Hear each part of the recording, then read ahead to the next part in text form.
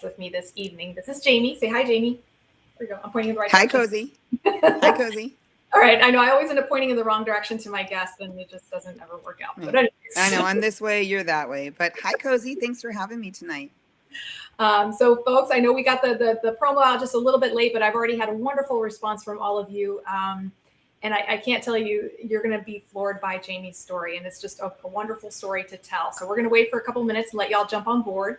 And guys, you know, those of you who have been on my show, you know that I don't like you to be shy. So let me know who you are, where you're from, and what's in your Cosi Talks mug. What you got, Jami? You got anything interesting to drink? Okay. I got my water, my little buddy, my water. Well, you're a runner, so you're allowed to have water on the show. Usually people cannot be on the show with water. And Cosi, you're drinking coffee at 8:30. I guess you're okay. It's decaf. Okay, I just was checking because some people can do it. I can't. I can't. It's decaf, but I've got Cuban genes in me, so that helps me. And I'm a coffeeholic, so that's just all it's doing. Yeah, it's a good balance for you. That's awesome. Yeah, I'm jealous because I love the smell and I love to drink it. But man, past like 1 p.m., forget it. Yeah, I'll be paying for it in the evening. Absolutely. So we've got we got lots of friends. Oh yeah, so you can see everything good. So you can see Daniel on board. We've got Line. There's my girl, my physical therapist right there. We got Brian Bishop. He's got his Bustelo, so he's got his Cuban coffee. Hey, Mark S. I'm watching you, Mark. I'm watching you, man. We got Benny from Texas. Benny, thank you again for sending me those songs. We got William Mace. Daniel's in Southern Indiana with his water today. All right, I'm going to allow it today, guys. We got Harsh in Richmond, Virginia, and have to get something to drink. Yes, go hurry quickly, Harsh. And then we've got get a drink. South Carolina. Marianne, thank you so much for sending me that email with your good news. I loved it. Brought a smile to my face. So thank you for that. We got TC Sanchez. All right, let's see. Ooh, I can't keep up. Bonnie is still in rehab, recovering from her TMR, bilateral TMR surgery. So Bonnie, I would love an update. We've got Lisbeth. Hola, how are you? We've got Doug on board. Guys, this is going to be a really lovely show. And for me, this is one of the big reasons I love doing this show is sharing other people's stories and just getting it out there. So excited. All right, let's see what we got. Another few seconds, folks. We got Jeffrey on board listening from YouTube. Guys, just as a reminder, you can watch me from my YouTube channel as well. So those of you who are not real big on the whole Facebook thing right now, you can watch me from there. And guys, those of you watching the replay, please put that in the comments section. I always like to go back and see who was watching the replay and if you had any questions to pick up. All right, guys. All right, we're going to get started. We got a nice crew here. All right. Those of you who are watching the show for the first time, welcome. My name is Cosi Belloso. I'm a physical therapist amputee specialist here in Tampa, Florida. And with me tonight is Jami Marseille. And Jami is going to be telling us a beautiful, beautiful story. So I actually came across Jami on accident. I was watching a show that the Liner Wand was doing. And her tagline was, no legs, no boobs, no problem. And I'm like, oh, this is going to be a good story. This is going to be a good story. So for those my husband came up with that tagline, so we can thank him. But it is, you got to have humor. You just got to have humor. Yes, you do. So guys, those of you who are wondering what are we talking about? So as many of you know, October is Breast Cancer Awareness Month, Physical Therapy Month, and Hispanic Heritage Month. So it's my month. So it is your month. It is my month through and through. I am a recent breast cancer survivor. And last year in October, I got a chance to tell a little bit about my story. But this year, I wanted to hear someone else's story. So with that being said, I'm going to zip it and I'm going to let Jami take over. So Jami, tell us a little bit about yourself and where you're from. Okay. Thanks, Cosi. And welcome, everyone. It's been awesome to see all these names and different places across the country. So, and I love it that people are spelling my name right. And Cosi said Marseille properly. So, hey, it's going to be a great evening. It always gets butchered. I get Jami Marseilles. So I tell people, think of it like Marsay, and you'll never say it wrong. So, yeah. So, Cosi reached out to me to be on the story and talk about my cancer. But going back, I've become a member of 2 groups. And like I said before, you got to have humor, because if you don't, you're just I find sometimes spiral down to that emotional depression level. Believe me, when my emotions come up and I want to cry, I'm going to do it. But when I want to be silly and I want to have humor, I'm going to do it. So for me, when I lost my legs at 19, I couldn't even say the word prosthetic, let alone spell it. So I was basically a college student in 1987, driving home from a ski trip with a girlfriend. We wound up taking a wrong turn, which, hi, who's taking a wrong turn, all the time. And unfortunately for us, we were trapped in our car for 11 days in the White Mountains in northern Arizona. So the first question I usually get is, well, why didn't you call someone? Well, in 1987, if you did have a cell phone, it was as big as this, and you did service, let alone in the mountains. I think the only people that really had cell phones were, drug dealers or people up to no good in the late 80s, but yeah, my girlfriend and I, we were driving home and we didn't have a map. We stopped at a gas station to get directions. They explained to us where we were, and we took this wrong turn, but we went where they told us to go. And finally, on January 2nd, 1988, a man and his son were snowmobiling, and they found us. So first of all, people are like, wait, you mean you were gone over Christmas and New Year's? See, the tears are coming. And it's like, yep, we were. So every year for the last, 1987, what is that, 13 and 21 is 34. Okay, the kindergarten teacher added pretty quick. Okay, good job. So it's going to be 34 years this winter. And every day when I wake up, the first thing I do is I thank God for giving me life, because I was so close to not making it on that mountain 34 years ago. So even though I've, encountered this cancer journey and it's been hard and it's been emotional, I wouldn't change it for anything, because this is the path that God has given me. And, when we were found on that mountain and we were taken to the hospital, being a 19-year-old young woman, I'm like, oh my gosh, I can't go to the hospital. I haven't showered in 11 days. Like, I like, that's gross. And, I was so horrified that I'm going to go to a public facility. I never spent time in a hospital. Like, I'm going to be, don't take this the wrong way, peeps, but I stunk. I was in the car for 11 days. And when we were taken to the hospital, they just let my girlfriend and I ramble on, because of course we went straight to the hospital. They needed to see, what is our damages? Is there internal organ problems, or is it just external? And my girlfriend and I both were very fortunate that it was just external.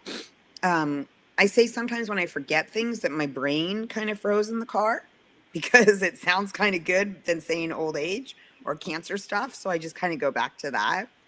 But so we were found, and right away I had Okay, hopefully the tears are done. I had frostbite on all my extremities.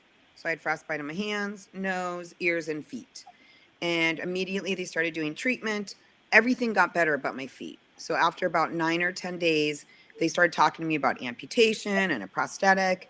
And remember, this is 1987. So FlexFoot, which is now Oser, just came on the market. So, hey, a Satch foot. I mean, there you go. Stiff ankle cushion heel that probably weighs 25 pounds with no other components on it. Nice job, Cosi. I love that. You see, it's a relic. It's a coaster. I have it here as a coaster. Exactly. Yeah. And so when I lost my legs, I was like, okay, what does this mean? And at the time I was not active. So for me, it was like, I was a skier, kind of an ironic twist of fate. I grew up in Arizona, but I like to ski. So yes, there are mountains to go skiing to. People don't believe me. I swear. So, and then I wore high heels and I like to dance. So at 19 years old, before I signed the papers to agree to the amputation, I needed answers to those questions. And I was told, yes, you can dance again. Yes, you can wear high heels. Yes, you can get married. Yes, you can go skiing. Can I go back to college? Of course you can go back to college. I mean, I was so naive. I didn't understand how prosthetics work or what it was going to do for me. And so sure enough, they answered yes to all my questions. And I did. I was able to get out of the hospital after 49 days. I used a walker for a good 6 months. And then I kept a wheelchair around for almost 3 years, because I'm a bilateral amputee. So that means I'm missing both my legs below the knee. But in the beginning, you get tired.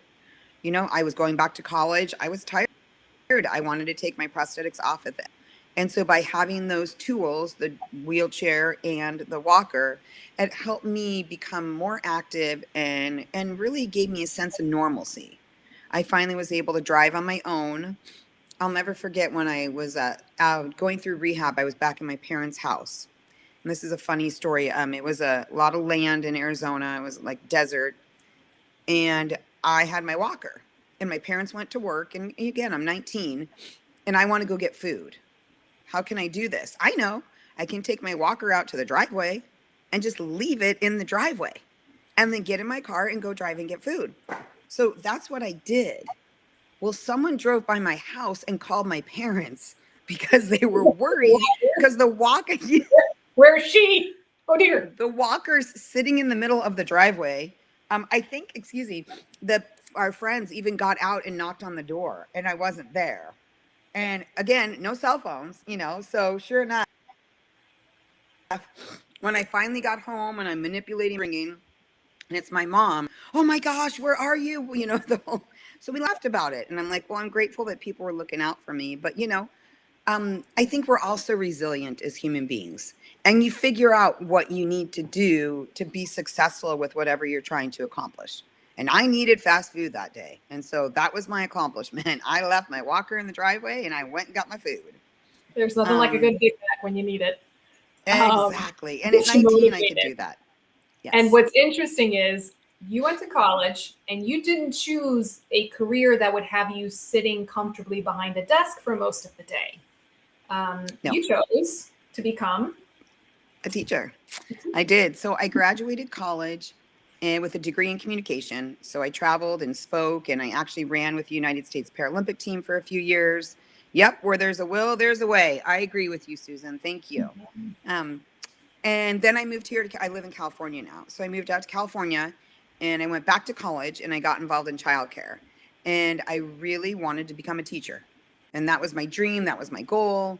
But then I got sidelined with getting married and pregnant and just life and traveling with running. It was amazing. But then I went back. When there's a will, there's a way. And when my daughter was younger, like 3 or 4, I went to night school for a year. And now I'm a teacher. So I've been teaching for over 11 years. And I love it. I feel like I bring so much to the classroom. I love when the kids call me a robot teacher because it just makes it so simple and so easy. And then I'm taking time to introduce them to the world of disabilities. Because as we all know, the disabled world is a world where you might not want to join, but you're going to join tomorrow because you got in a car accident. Or you're going to join tomorrow because there was some kind of trauma with your body. So, we're this exclusive club that no one wants to be a part of, but everyone becomes a part of almost at one point in their life. And so I feel like me being in the classroom and taking my prosthetics off, and I don't take my liner off because they're little, but I will take it off and show them the little pin and how it locks, and they're all like, ooh, and they get so quiet because they want to hear it lock in. And then when I bring my cheetah running legs, oh my gosh, it's just really, it's just amazing. And then I go run in the field with the kids, and I just show them, by modeling who I am, to never give up.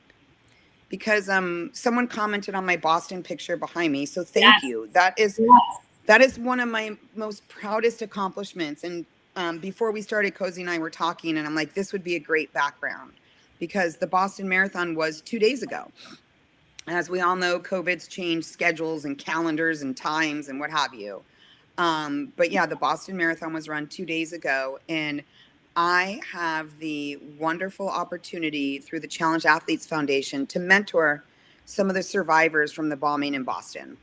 And 2 people in particular have become really close friends of mine. Celeste Corcoran and Jessica Kensky have become very close with me. And, and as an amputee, you guys all know, sometimes you meet people, you might have missing a leg, but if that's all you have in common, you might not continue to forge that friendship, and that's okay too.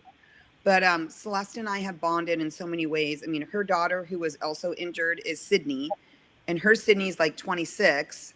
My daughter is Sydney, and she's 15. So, all these weird, random life events. But at the time, I was the only bilateral amputee to ever finish a half marathon. And I had quite a few people who really wanted me to run a marathon. And I said, wow, what a great opportunity and what a way to pay tribute to the city of Boston. And so I ran the Chicago Marathon in October of 2015 Oh, because I wow. wanted to qualify. I wanted to run one marathon and qualify on my own. And then that qualified me to run Boston in April of 2016. And I'll never forget, oh gosh, the tears are coming. Um, when I came across that finish line and there was Celeste just waiting for me to finish. It was one of the most amazing, like I could close my eyes and I could picture her hug and I can imagine that moment that's going to be with me forever. Because I am so proud that I am the first woman of my disability class to ever finish a marathon. I'm waiting for those other bilateral women to come on, come follow me. But I know when I'm gone and my children and my grandchildren and my great grandchildren, excuse me, they can say, that was my grandma. She was the first one to do that. You know, that was my mom. She was the first one to do that. And I think we all, in our own way, have to blaze the trail for others. Whether it's Cosi, you doing these talks and introducing people to the world, or whether it's just, at your local neighborhood community volunteer center. I think, when you put yourself out in your community and you volunteer and you show the world the level of support and commitment, it makes you feel better while you're also providing a need for your local area. And I think that's super important. So I ran the Boston Marathon and it was amazing. And then, life throws you all those other curveballs. So that was April of 2016. I'm working, life's great. I do this incredible docu-series in August of 2016. I do this interview with Eric LeGrand, who's this incredible paraplegic who uses a wheelchair. And then in October, I went for my mammogram and they're like, oh, you have breast cancer. And you're like, what? I just ran a marathon. I'm so healthy. Like I eat so good. And this is crazy.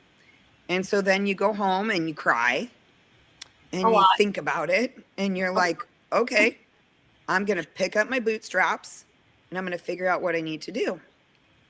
And that's what I did. I listened to my doctors. I did everything they said.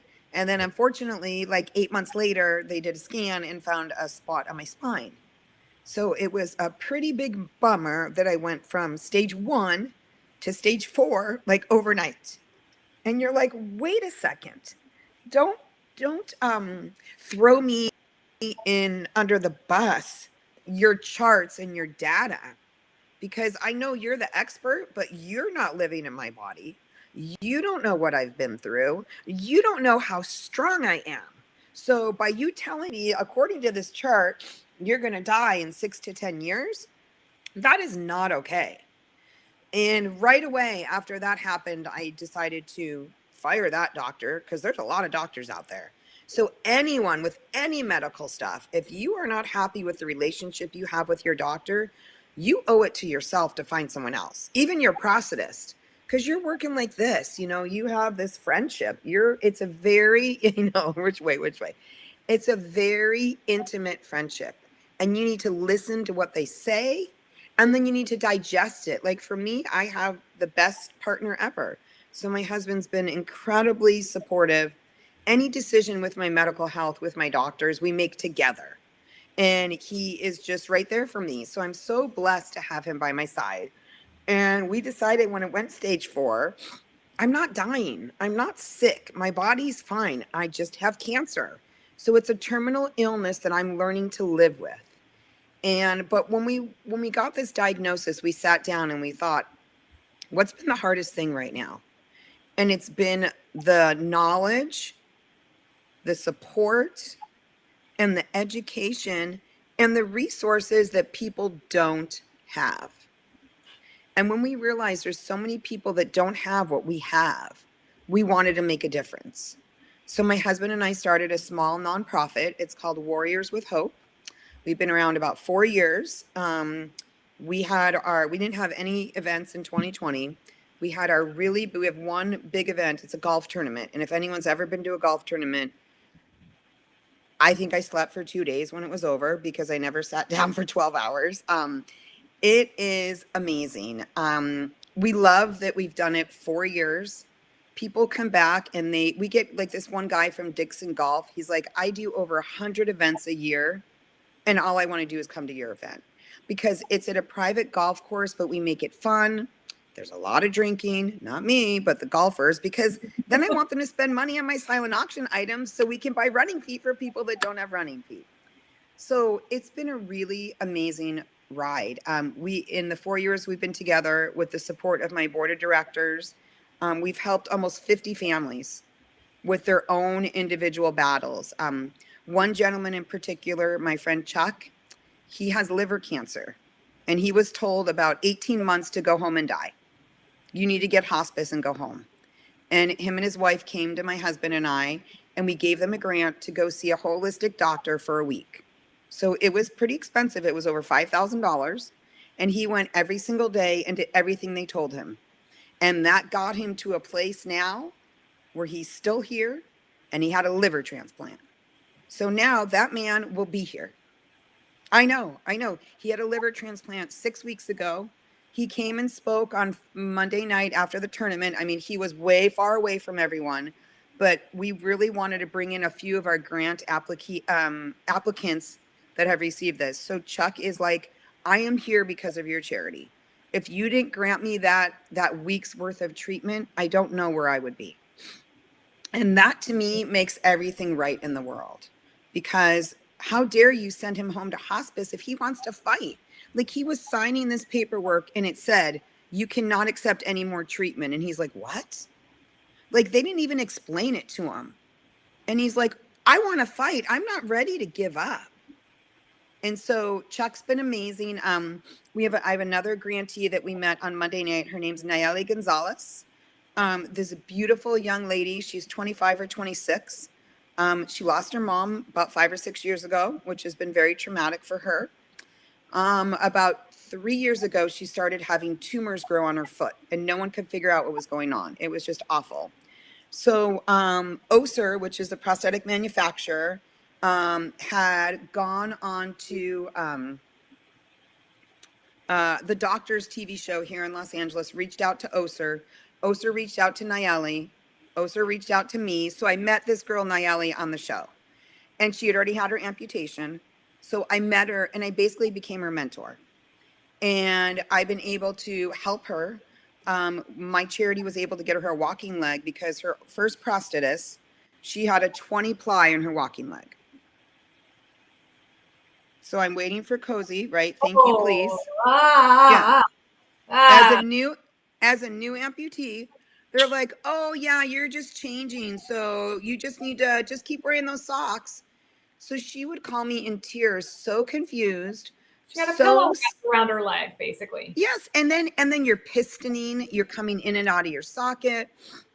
And so through the charity support, and she does have insurance, we got her a new walking leg, and then we got her a running foot. So she hasn't been able to run in over 6 years. And the fact that this young lady came and spoke about how running has given her this level of confidence, again, it's just, we owe it to each other to change the world. And I feel so blessed that we're doing that. Our final grant presentation on Monday night was here in Huntington Beach, where I live. And I don't know if they have this in Florida. Thank you, Brian. I see you put the link up. I really appreciate it. Awesome. We have something called a Moby mat. Cosi, are you familiar with the Moby mat? That sounds very familiar. I'm sorry, from the tears, it happens. Okay. So the Moby mat is a mat that gets laid out on the beach. So if you use a wheelchair or you're a prosthetic user, but you really can't go in the sand, they have this mat that is now permanently in one spot here in Huntington on the beach, and it gets you maybe within 6 feet of the water.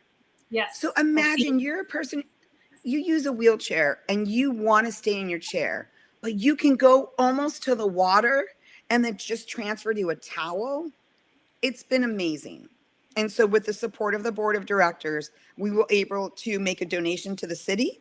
They're going to put another Moby mat on the other side of the beach. Because even for me, I mean, I'm fortunate I do have water legs, but sometimes if I'm at the beach and I want to just walk down and I have my regular feet on, I'm like, oh no, the sand's going to ruin my feet. You get all worried. And now at least I have the opportunity to at least walk 3/4 of the way and not worry about that. And I'll Or tell you someone what, on, go ahead. no, I was gonna say, you're in California, I'm in Florida. That's probably every question or the same question every patient asks me when they come to my clinic is, how can I get to the beach? How can Right. I have the mobility? How can I get the balance? What kind of a leg? What foot? I have yet to see one. I've seen those mats in pictures, but I have yet to see one on a Florida beach. So yeah, it's really amazing. And we did it in my father-in-law's name. My father-in-law passed away of lung cancer a year and a half ago. And he was a very famous surfer around these parts, like in the 60s and the 70s. If you look up Chris Marseille, like he like rode the nose of the board, and the man was like that big. I'm not exaggerating. My father-in-law was a tiny guy. But his love of the water and his passion for surfing continued forever. And so we thought, what a beautiful way to continue his legacy of loving water and now giving people that have different physical challenges an opportunity to get into the water. So it's been pretty amazing. So yeah, I just, the cancer part stinks. I'm actually working full time right now, but I've had to downgrade and go out on medical because working full time and being a stage 4 cancer patient it's not working.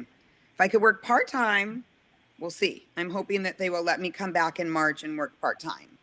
But right now I am going to take off because if my health isn't good, I can't be a good teacher. And I owe it to myself to make sure my health is good. Yes. It's been really hard to leave work. It's not what I want. And I'm the type of teacher, like my substitute, mi casa, su casa. My Spanish is awful, but I know, like, open the cabinets, text me, call me. Like, these are my students, but you're working here. You're my partner now. I don't want you to think because I'm going out of medical that I'm out of the way. Oh, no. I'm going to be talking to you and corresponding with you all the time because I want to make sure you're working in my classroom the way we need to work together. So yeah, it's been really important for the charity to show everyone that we all have our own trials and tribulations, but there's help out there.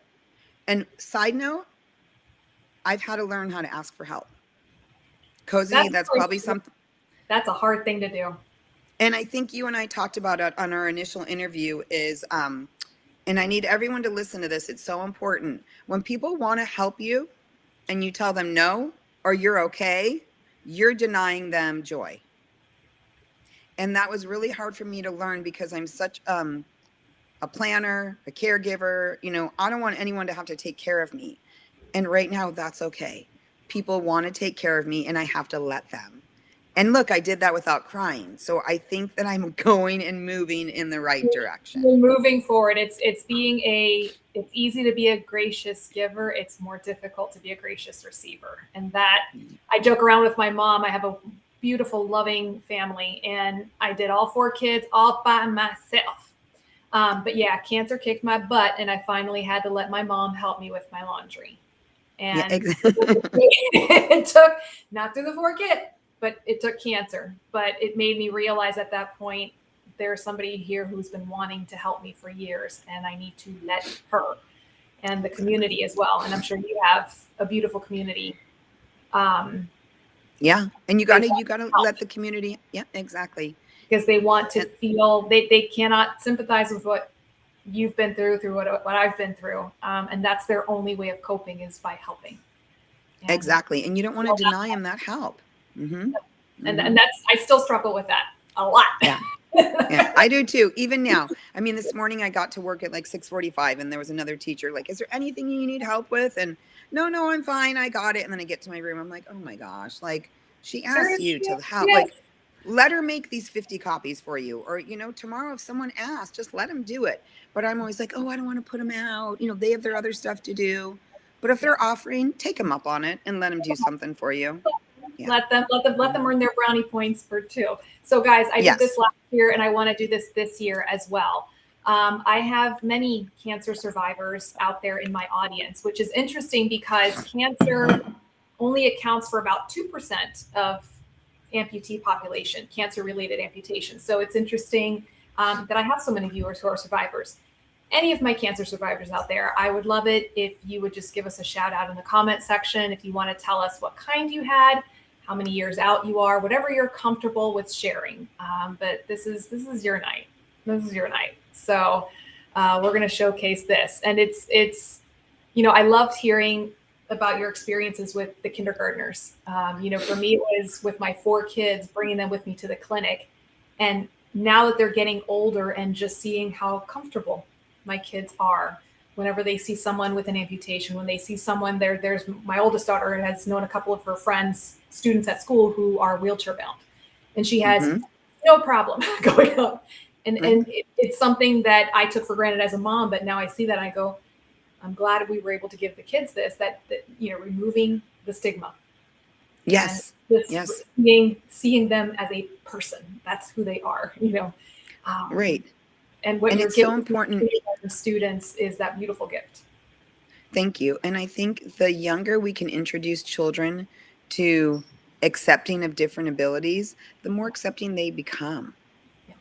They don't know how to be mean unless they've been taught or they've learned how to be mean. So by just showing them, by modeling, by welcoming everyone. And I talk about that in the class because I've taught 4th grade, I've taught other grades. So they're going to have much more, questions that are more intellectual. So they're going to ask me, well, did you get made fun of? Did people point to your leg? And those are really great questions from 10 and 11 years old. So we talked about it. And I said, no, because I was in college. But look around the room. We all have different skin color. We all are different sizes. I mean, I miss my really long hair, but I have hair. What are you going to do? But I would relate it to them. And they kind of were like, oh, yeah, we are all different. So there's no reason to make fun of somebody who is different.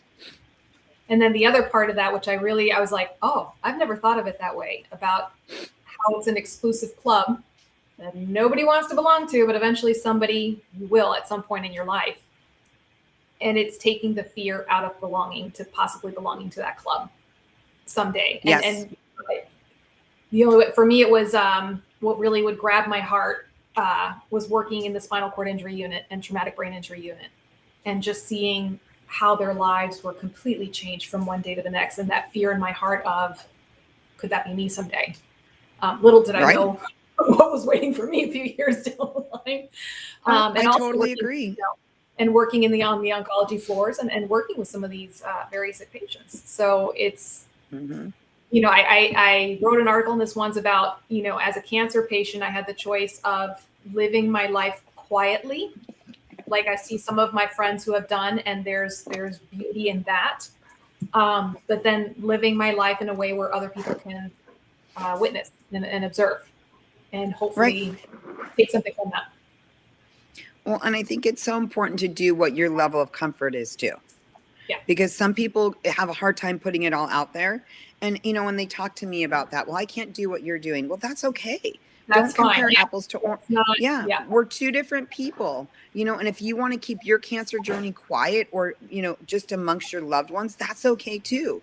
This is my journey. I'm an open book. It's all out there. I can't, today at my staff meeting, my principal told everyone I'm going out on medical, so I got a little emotional. I got up, got a tissue, and I sat down, and it was done and over with. And then he was great. He reached out to me. He's like, are you okay? He texted me. I said, yeah, it's just sad. I said, I don't want to leave work. I want to stay here. And, I kind of feel like I have to, though, again, because full time is just too much right now. And I want to recover. I want to get my body strong. I want to build up my immunity, and if I answer, I don't care. As long as I keep it quiet and I stay strong and I'm here for a long time. That's what I want. And here are some of the comments. I love reading the very thoughtful comments. Ben Gregory says, never thought about stealing someone's joy by denying their offer to help me due to wanting to be independent. Don't want to do that. So I'll start exercising a healthy mix of allowance and staying independent. Absolutely. That's a great way to say it. Good job. Johnny V, 20-year synovial sarcoma survivor, introduced to the limb loss community as a cure. Pat is a former marathoner himself. So I knew you would be interested in this talk, Pat. We're going to get back to that too. Let's see. Oh, wow. Brian Bishop is esophageal. Let's see. We got Dina Foster, two-time breast cancer survivor in 2005 and 2014. Megan is also a survivor, stage 4 lung cancer. Thank you guys for sharing this. Debbie says, I can't ask for help. I've always been alone and independent since the accident happened. I don't have the independence I've always had. Pat says, amazing story, very inspiring as a retired teacher. I can absolutely relate to her comments. This woman is amazing. Yes, she is, Pat. Thank you. She is. And let's talk about, because I'm a running nerd. I know you're a running nerd. You're like beyond running nerds right there. No, I used to be. I miss it. I mean, I got to listen to my body, so I'm not running as much as I want, but a little bit. And if I can get out and run a mile or a half mile, I still do it because it's just, move your body no matter what, and that's the other thing is working full time and some of the medicine I'm on with the cancer. I'm just really tired and I'm not walking like I was. I'm not running, and that's not okay. I can't shelf all that because I'm tired. So it's a balance, and I'm going to create a better balance for myself going forward. Yes. And that's really hard as a runner. I ran 5K distances prior to cancer, and I was able to run a little bit during chemo. And there's just something that lights a fire under your butt after you finish treatment.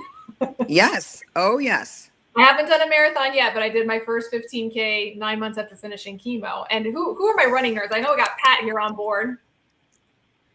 There is just something. Here's a question. All right, Cosi poll, another Cosi poll.